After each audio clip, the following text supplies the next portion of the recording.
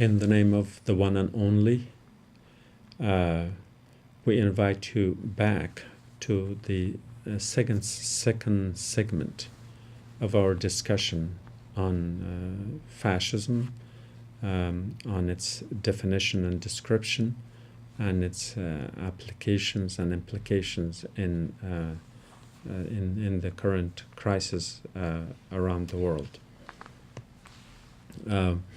We ended the previous session with a definition of fascism, and let me repeat that one more time so we can stay together for those of you who are just joining us. Is that a common definition of the term focuses on three concepts: that the fascist negation of anti-liberalism and anti-communism and anti-conservatism. As confusing as that might be, because it both rejects the left as well as the right.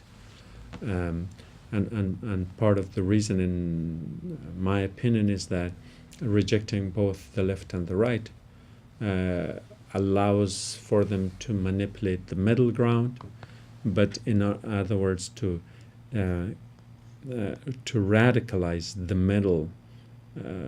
I do understand that that's a contradiction in terms, but to radicalize the middle class, the middle ground, the middle realm of the political spectrum, but then radicalize them not in terms of what those other ideologies stand for, but rather to give them a different dimension, that of nationalism. And it can negate liberalism and communism and conservatism, but it thrives on nationalism. So then fascism is defined as nationalist authoritarian system with goals of creating a regulated economic structure to transform social relations within a modern, self-determined culture, and a political aesthetic of romantic symbolism, mass mobilization, a positive view of violence, and promotion of masculinity, youth, and charismatic leadership. Now, with that understanding, as much as it may apply to the situation in the United States, it applies to other societies as well. So let me give a short elaboration on certain other terms that have been attributed to fascism.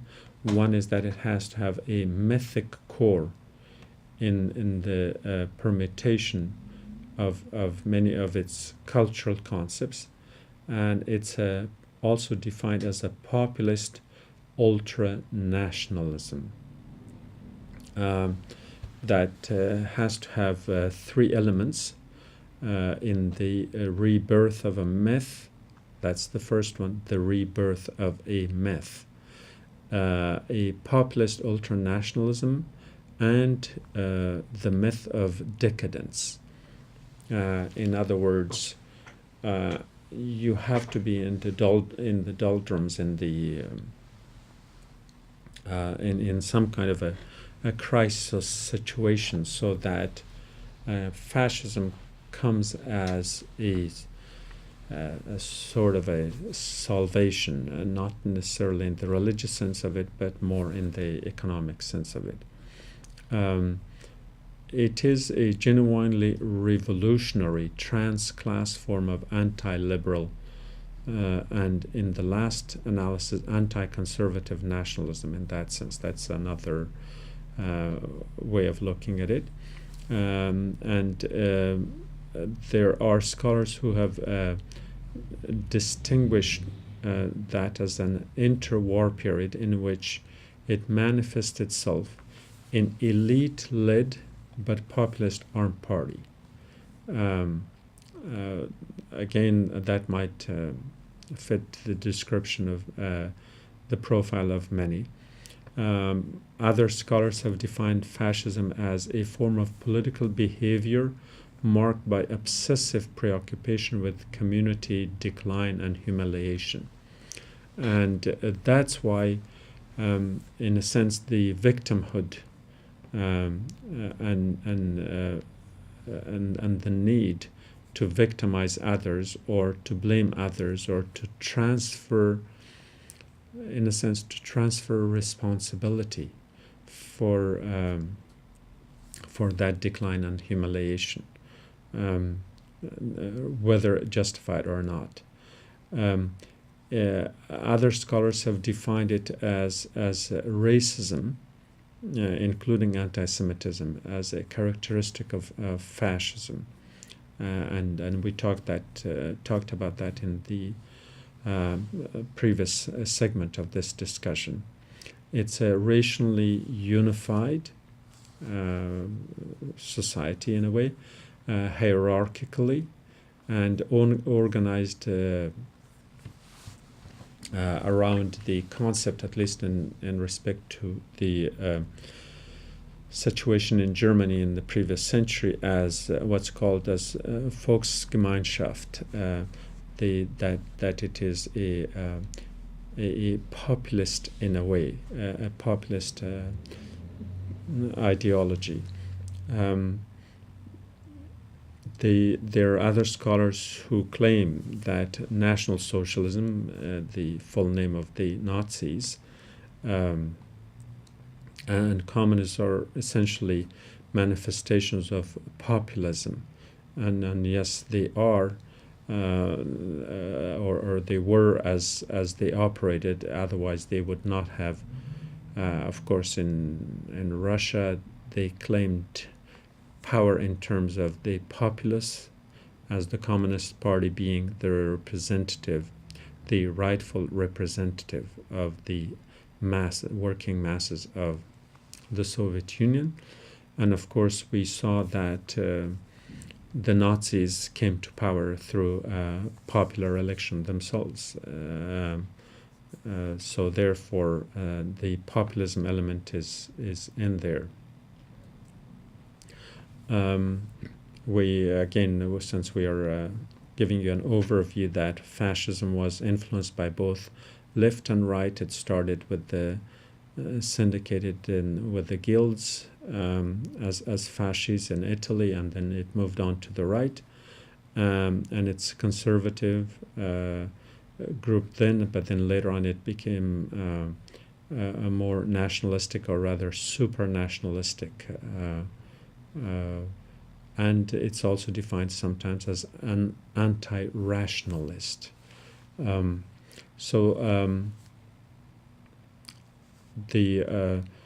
The goals in fascism are to promote the right of a supposedly superior people to dominate, while purging society of supposedly inferior elements. This would have to become necessary to justify violence against targeted groups within fascism, because, as I said earlier, they need to have an enemy to blame for the humiliation or decline, whether it's economic, political, or moral decline, or all that. And so they would have to make a claim against some such backwardness, and the right, giving them the right to become destructive, and that destructiveness would have to be directed towards the targeted groups. There were other forms and variations of the fascist movement, especially in France, and we are not going there because that's a whole other discussion. Needless to say that we know that King Victor Emmanuel III of Italy at the time forced Mussolini to resign as the head of government and placed him under arrest in 1943.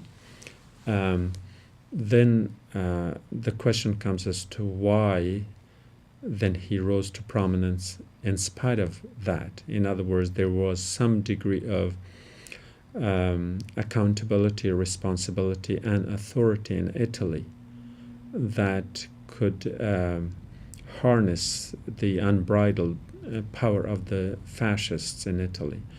Yes, there was, but because Italy came under attack, it was the Germans who went and freed Mussolini, brought him back to power, and under the Germans, Mussolini created what's known as the Italian Social Republic, of which Mussolini became the head. In other words, the Germans wanted to kind of replicate their model in Italy, even though it did not have the infrastructure, the social backing, or the industrial infrastructure to hold it together. So these were basically the characteristics of fascism in the 20th, early in the 20th century. But as I said, that if we are only discussing it then, one might say, well, yeah, we could find that in any history book, but what is its relevance to us in the 21st century? I want to move on from that description now that we understand it scientifically, academically, that we are not using this as slogans, but rather we use them because we discuss them more objectively. We can see that same trend, that fascism, which became the hated ideology in Europe, against which most of Europe, if not all of Europe, united and fought them and brought them down. However, forms of that fascism, in one way or another, transferred to the Middle East, Central Asia, or more appropriately to the area that we discuss is the countries of the Northern Tier, the Ottoman Empire, which became the modern Republic of Turkey, as well as in modern-day Iran and Afghanistan. And there, fascism had entered the society, if we can use the term, through the back door. And let me explain that the very speedy economic and industrial progress in Germany at the end of the 19th century made Germany an envy of everyone in Europe as well as outside of Europe. So Germany was on the roll. Germany, that had only recently become a one nation state, was now the most industrial, the most hardworking, the most progressive, the most liberal, the most accepting. Compared by any standard, Germany was the symbol of modernity in Europe in the first half of the 20th century. They perhaps could claim that today too, but that's not part of our discussion. So because of this popularity of Germany as this new nation that was in a sense at the helm of what symbolized Europe, progress, industrialization, and modernity, was modeled by Turkey, Iran, and Afghanistan. Now, there was a second reason. The second reason was that these three countries of Turkey, Iran, and Afghanistan were crashed between the two superpowers, the two imperial superpowers of the time, which is basically Soviet Russia from the north and the imperial Britain from the south. All three countries suffered from this tug of war between Russia and Britain. They lost territory to both, or at least to one of them. They for them to have an alternative to Britain and Russia, in other words, they did want modernity on their own terms. They wanted to follow a European model, but a European model that was not a threat to their integrity and not a threat to their nation states and not a threat to their territory. And Germany was that. Germany was a modern European country that didn't have the imperial baggage, and that it was the best alternative for Turkey, Iran, and Afghanistan to follow, because it was neither Russia nor Britain. It was the none of the other two evils that symbolized European imperialism and European colonialism of the time. So this was the appeal of Turks and Persians and Afghans as to why they liked Germany. However, on the ideological front, the Germans, who especially after World War I became fascist, in this fascism, these three countries, or the citizens of these countries, were not so much concerned with its with the negative dimensions of fascism.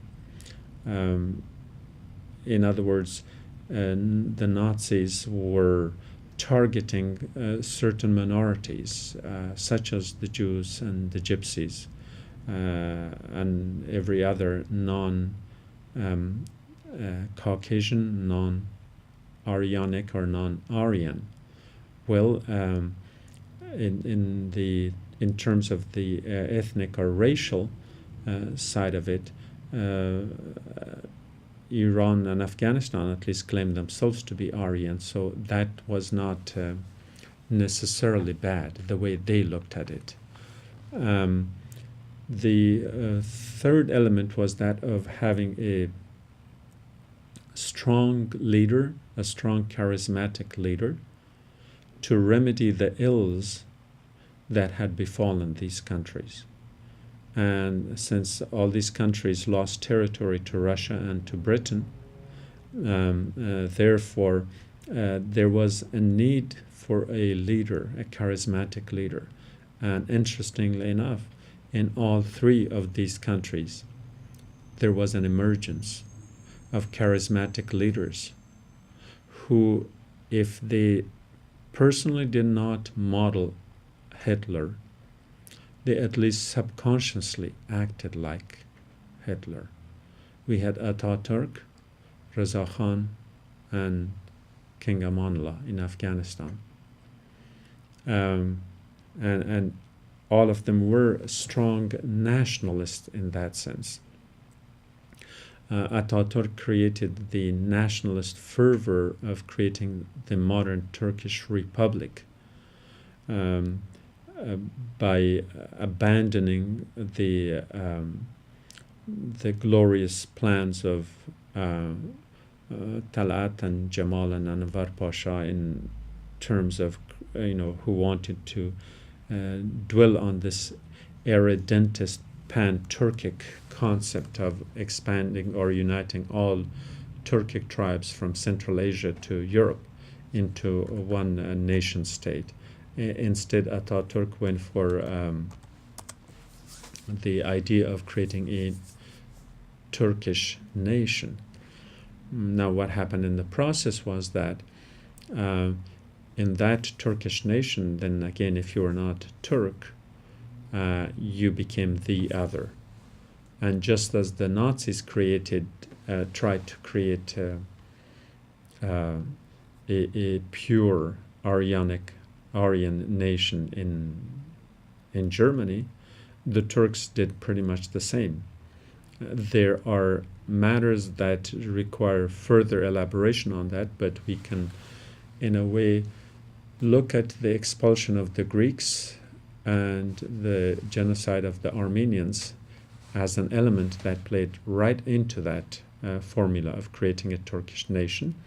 And the third element would be the denial of the Kurds as being ethnic Kurds and reclassifying them as mountain Turks, and therefore creating an artificial state. And who knows that if the Kurds were not Muslims, that if their fate would have been any different than those of the Armenians and the Greeks. So a nation state had to be created with a more integrated and homogeneous character, whether that was defined by religious, linguistic, or ethnic identity.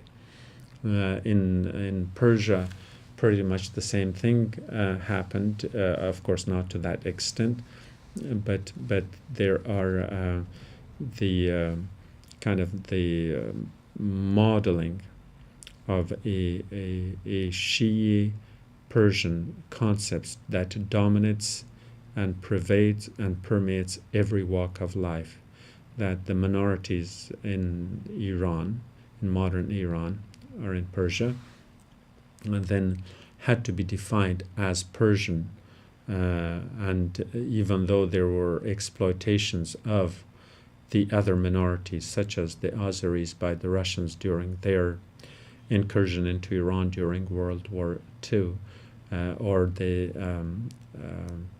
manipulation of the Kurds by the Iraqis afterwards during the period of the Shah. All of these are kind of playing with the concept of ethnicity, and so therefore Iran does not recognize that, and so therefore the imposition at the cultural level or at the political level of a Persian identity historically on all the citizens and residents of that political entity known as modern Iran or the Islamic Republic, therefore in a way indicates that. Now, we also know the close relationship between these three and the German leader, and for that I think the only, or perhaps one of the few, autographed pictures of Adolf Hitler was given to Reza Khan of Iran.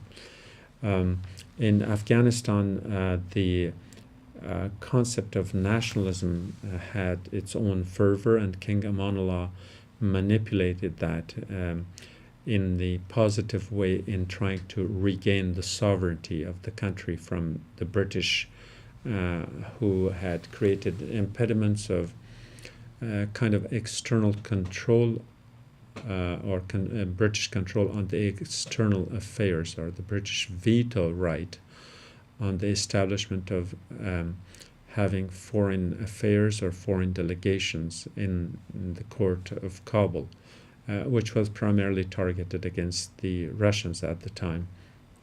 But other than that, in Afghanistan too, the creation of a national language and a national army and the national this and that, all of that came in the time of King Amanullah. And as far as the nationalistic fervor of it goes, it's beyond doubt. But the involvement with Germany, not necessarily at the ideological level, because that may or may not have had room for the social structure of the Afghan society that was more diverse and inclusive.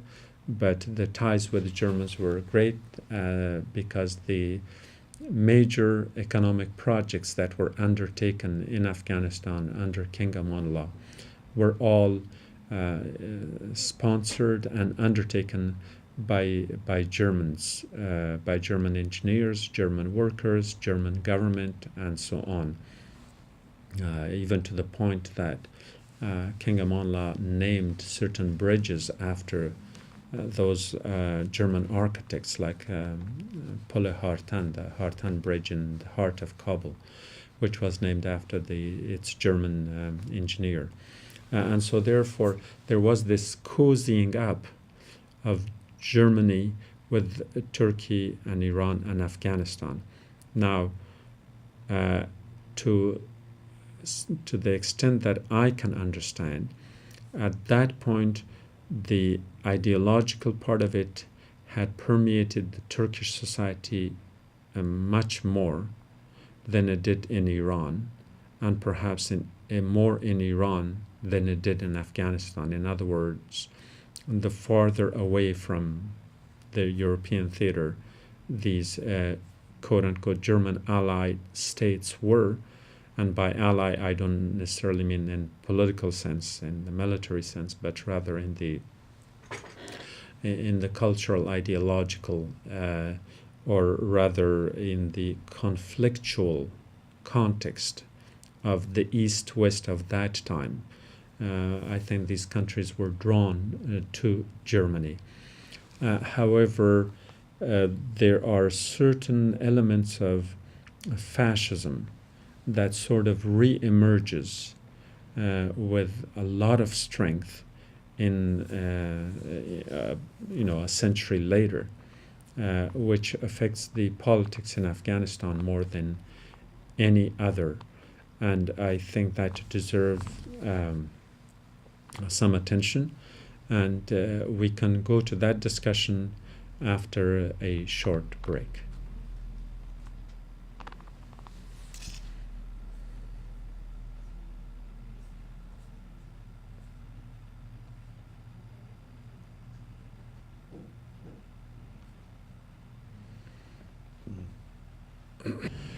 We are back with you for the second half of our discussion on fascism. And as we talked about it earlier, we shared with you a history of fascism in Europe. And then we tried to build a bridge, unfortunately, if we can call it a bridge, as to how fascism as a revivalist and revitalist and rejuvenationist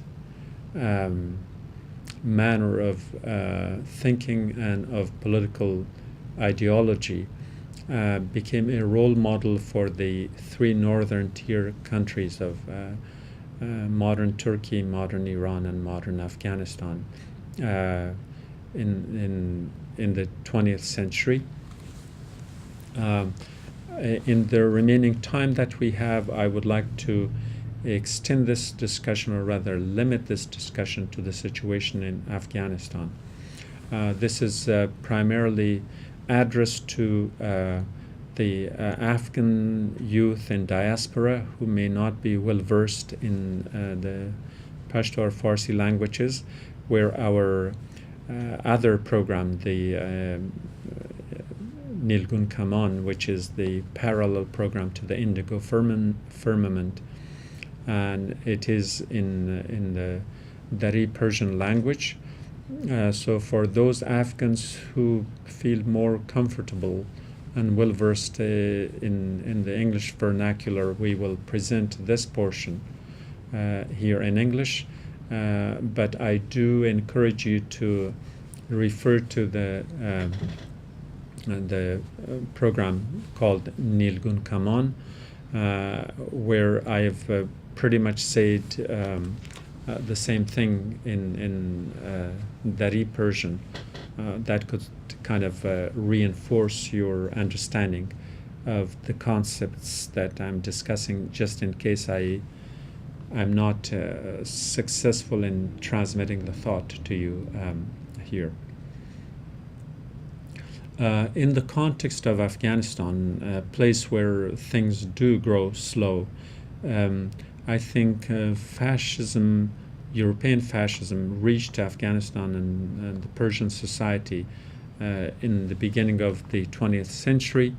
However, its growth had been stalled for all reasons, including the very slow pace of things, where in Afghanistan time moves slow, as they say. But many of the earlier movements, I'm talking about political, ideological movements in Afghanistan, in a way are centered around a set of bipolarity, ideological bipolarity. And that bipolarity is one of fascism. And the fortunate or unfortunate part of that is that most people who believe, or rather behave, in a fascist manner, most organizations, or the few that have been there in existence, have every characteristic of fascism, and yet they are in denial of it. The only fascism they see is in their opponent, not in themselves. So each of the two fascist groups that we are going to share with you and define and describe are in essence both fascists, but they see it only in one. And I've charted the major characteristics of these two polarities, political polarities in the Afghan polity, along the characteristics that would define fascism. One is the return to a glorious past, which of course is a necessary part, because usually fascism grows in a society that has been humiliated, that has been defeated, that had many losses, that suffers from a degree of backwardness that has to be compensated for. And so you look at the misery of the present and anchor it in the glory of the past. Now, for some, that has happened in the context of a religious past. So if they identify themselves as Muslims, which is the majority of the Muslim majority states, and they go back to the past, the glorious past of Islam as a civilizational form, as a civilizational force, rather. And because they had such a glorious past, then they automatically think that, well, if we return to Islam, then we will have that glorious past. Whereas in reality, returning to that glorious past requires a lot of hard work, not just a wishful thinking. Now, I'm giving you that as a parallel example as to how people anchor that in the past. Take the West, for example. The Western world did the same thing. They were tired of Christian theocracy, and they wanted to go back to their glorious past, which they idealized in the Greek model. And it was the Greek model of democracy that they adopted, and now they call it the Western democracy. Not that it's a Western monopoly, but for them it has served as a role model of a glorious past. Now, they didn't just wish for themselves to become democratic. They had to work hard, organize, have thinkers, have philosophers, and try to make sure that it can be adapted in modern times.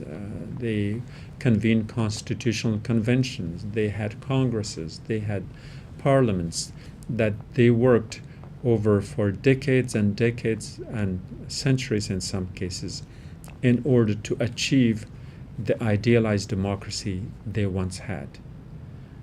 Muslims are not doing that.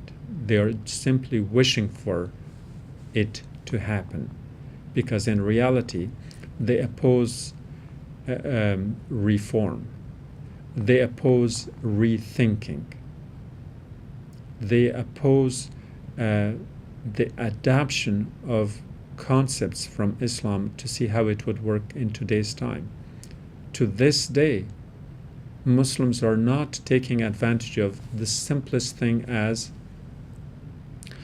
using the lunar calendar that would be based on the scientific phenomena of how the month changes. They are still waiting for the sighting of the moon because it's supposedly a tradition of the Prophet. Of course, it was a tradition of the Prophet by necessity, not necessarily for any other reason. And that necessity doesn't exist anymore. So not to deviate much from our discussion on fascism, in Afghanistan we have a similar problem, that the problem is not identified correctly. Let's go to a list of variables that I've used here. One is that glorious past for one group is to return Afghanistan to the glorious past of Ahmad Shah Durrani's empire in the middle of 18th century. That spanned from Mashhad in modern Iran to Delhi in modern India and north to parts of Uzbekistan and Tajikistan and south to the Arabian Sea. It was a glorious past and a big empire and all that, but you can't just wish for it to happen. The other group want the greater Khorasan, which is Khorasan as a geographic, regional identification, not necessarily a state or a country that had any boundaries or capital or a ruler, but they're superimposing a political identity on a geographic entity and glorifying it to the point of returning to the past to bypass that first group, because the first group wants Afghanistan, so the second group would be opposing them. They don't want to have anything with Afghans, Afghanistan, or anything that's related to Afghans, since Afghan is erroneously associated with Pashtuns, and that falls within that other set of dynamics. The first group is trying to promote and expand the role of Pashto as a language, Pashto literature, Pashto lore, wearing a turban, for instance, or the dances and folkloric rites and rituals. In other words, it's a Pashtun-centered fascism. And now the opposite group will then create its equivalent. Again, then they would promote Dari or Farsi language, and so if the first one calls the university Pohantun, the second one would have to call it Danishgah, because one is concession to the other, or opposition to the other rather, and therefore they're forgetting that by calling it Pohantun, the implication is that it gives it a national character. But because the word is in Pashto, then they will have to oppose that. And so therefore, for the second one, the role model will be the Ghaznavid Empire, which was even larger than the Ahmad Shahi Empire of the 18th century. Or they would go back to the Samani days of glory, which are wonderful, of course, but neither one of these two groups have either the know-how, the capacity, and the power to get there, nor would the current political circumstance allow for that. And even if they take a step towards either creating the greater Afghanistan or the greater Khorasan, chances are that such attempts will be hijacked either by the regional powers or the global powers.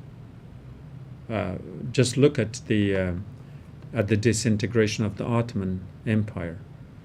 All those countries that wanted to become independent, or the countries they carved out to make them independent, Iraq, Syria, Jordan, Palestine, the rest of them, they were all hijacked because they either became part of the protectorate of France or of England, and they did not become independent nations right away. Or for that matter, the Philippines, that the Americans, quote-unquote, liberated from Spain, but then they colonized them themselves, or Cuba for that matter. So the situation in Central Asia cannot be any different. That if there is, which I think in terms of the possibility it may exist, but in terms of probability it is very, very, very highly unlikely for either the greater Khorasan to materialize or the grand Afghanistan to materialize. But if any steps are taken towards that, because those who wish for them to happen do not have the capacity to own these thoughts and concepts of statehood, they will be hijacked. The next thing is the concept of racial superiority, which is again another feature of fascism. So the first group is emphasizing the Pashtun identity in the context of an Aryan identity, and we must clarify that the Aryan that the people of Central Asia claim does not have the political baggage of the Nazi Aryans. And so in Central Asia, among the Afghans and Persians, it is still a rather positive term, not a negative one. However, the way they employ it, it still has the same racial connotations. So for the Pashtun, they would define the Aryan, the concept of an Aryan race, in the context of valor and bravery and the love of the country, and whether it's the song and the folklore and the landai and the various forms of other poetic expressions, it shows how brave the Pashtuns are. The missing point here is that yes, Pashtuns have been brave in the face of many invasions, and that's not because they are Aryans, but because the geographic setting demanded of them that when their country was invaded, whether it was Alexander or Cyrus or Dariush or Genghis Khan or Timur, etc., that it was the geographic strategic location of this land that drew the invaders to it, and thereby it made it incumbent upon its residents to fight back.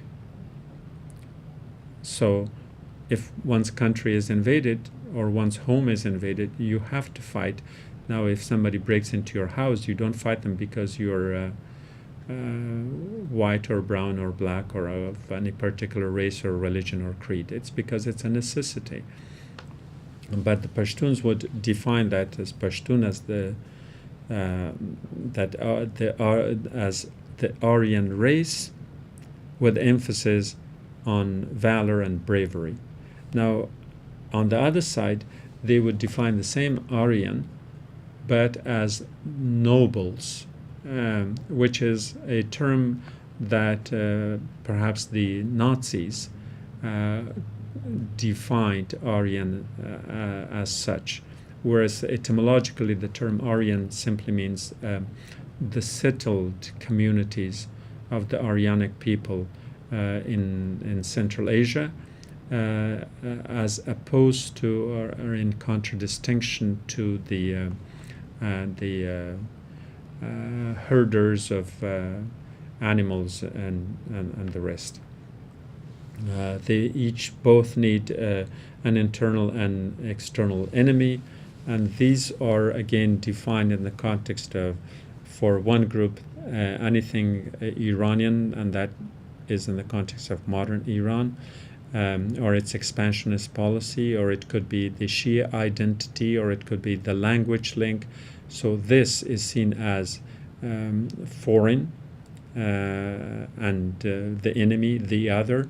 And for the other group, it is the political interference of Pakistan and their support for the Pashtuns that is often cited. And as I have mentioned in the Nilgun Kaman program, that Pakistan would be, at least the establishment in Pakistan, which is predominantly a Punjabi, ethnic Punjabi establishment in Pakistan, they would be the last ones to support anything Pashtun, because they're it's the Pashtuns are their nemesis in a sense. They're competitors. They do not allow for years. They did not allow for Pashto language to be spoken, to be used as a medium of education or communication, other than having some radio programs and things of that nature. Most Pashtuns were still educated either in English or in Urdu. And even during the time of the Soviet invasion, the government of Pakistan did not allow or promote any organization in Pakistan. Organizations of Afghans in diaspora, the refugees, to come around any concept that smelled of any affiliation with Pashto or with Pashtuns. Instead, they only supported those who had a religious affiliation. In other words, Pakistan's own raison d'être, its own identity, is defined by a kind of a religious nationalism. That's why Pakistan is the land of the Muslims versus India, the land of the Hindus, or at least that was the concept in the beginning. And so therefore, for Pakistanis to follow on that theme, they only supported Afghan refugees who vowed to fight the Russian based on their religious ideology, not their ethnic background. And in fact, I've also talked about this before, that Pakistanis are anti-Pashtun to the point of denying the Muslim world the only personality that's comparable to Gandhi, Martin Luther King, or Nelson Mandela, and that will be the personality of Khan Abdul Ghaffar Khan, who is known as the Frontier Gandhi, who was an associate and an individual who believed in peaceful coexistence and non-violent resistance, and worked with Gandhi hand in hand.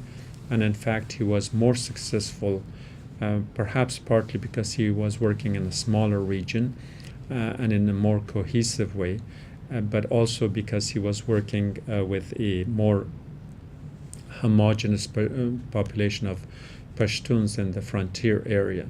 And Gandhi was so impressed by his success that he had to take a trip to the frontier to see firsthand how Ghaffar Khan was able to implement such a policy of boycotting British products and, in a way, resisting British economic imperialism. And so such a great personality that has been cited by many scholars, but it's this man who spent more of his life in Pakistani jails than he did in the British jails. And so therefore, for the one side of this fascist movement in Afghanistan, or this fascist group that considers Pakistan as a supporter of Pashtuns or Pashtunism, it's a totally erroneous assumption. If Pakistanis are using Pashtuns through their interference in Afghan affairs, it's only because the Pashtuns straddle both sides of the so-called Durand frontier, the Durand line that separates Afghanistan from Pakistan, and Pakistan finds it convenient. But again, no Pashtun is supported by any Pakistani government, even if it's for the purpose of interfering in Afghan affairs through interruptions or bombing and other campaigns that they have. None of them is supported as a Pashtun, but they would support them in the context of a religious identity, such as those of the Taliban or the Haqqani movement and so on. And so, but again, in the political dynamics of the Afghan politics of fascism, then if the Pashtuns are considering anything Iranian or akin to it as their enemy, the other, then the non-Pashtuns would consider anything Pakistani or akin to it as their enemy. And so therefore that fascism, the element of fascism, then applies here.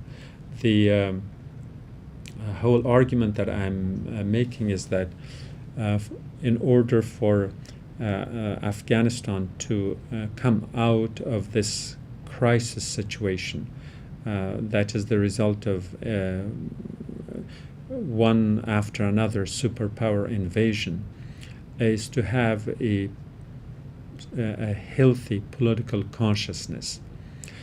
Currently, Afghans do have political consciousness, of course they do, but it's not healthy because they have not identified that correctly. And the misidentification is that if the diagnosis is not correct, then the prognosis would certainly not be correct. If you can't identify a problem, there's no way you can solve it.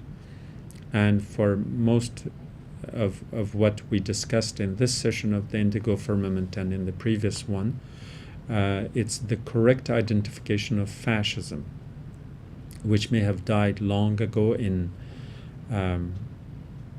Europe, or maybe it hasn't. Maybe it has crossed the Atlantic, but it certainly is live and kicking in Afghanistan and in modern Iran. And in both of them, the concept of racial supremacy and how they put down their neighboring peoples is a clear indication that they are not aware of their racial of their tendencies towards fascism. So both for the purpose of developing a correct identity, national state or whatever we can call it, I'm personally sensitive to all of them, or to have a sense of social responsibility, is to have a healthy political consciousness, which I hope would then result in the evolvement and development or springing up of a healthy leadership. And the current leadership in most of these, especially in these two polarities, are certainly operating along fascist lines, which is the hate of the other, which is the promotion of the self at the expense of the other, which does not want either Khorasan or greater Afghanistan, which is not wanting what the only thing that's left for them, is sense that anything that can unite them, that can bring them together, that is what is under attack. In other words, it's the very identity of Afghans and the identity of Afghanistan, which may have been under attack by the Soviet and American invasions from abroad, or by Pakistanis and Iranians from the neighboring countries. But the greater threat to the people of Afghanistan is that their identity as a nation state, and whatever that means, their identity is under attack by themselves. Whichever extreme you take, those are the extremes of fascism. And we defined it over and over to make sure that this doesn't result in any kind of misunderstanding. So we hope that we had been able to shed light on what fascism is, so we can find out its symptoms in our social and political behavior in the Afghan society, and fight it, because it has become obsolete elsewhere, and it's time that we renew a commitment to a fraternity of all the ethno-linguistic people of Afghanistan to come together and to look within themselves and to self-identify where the problem is and how to go forward.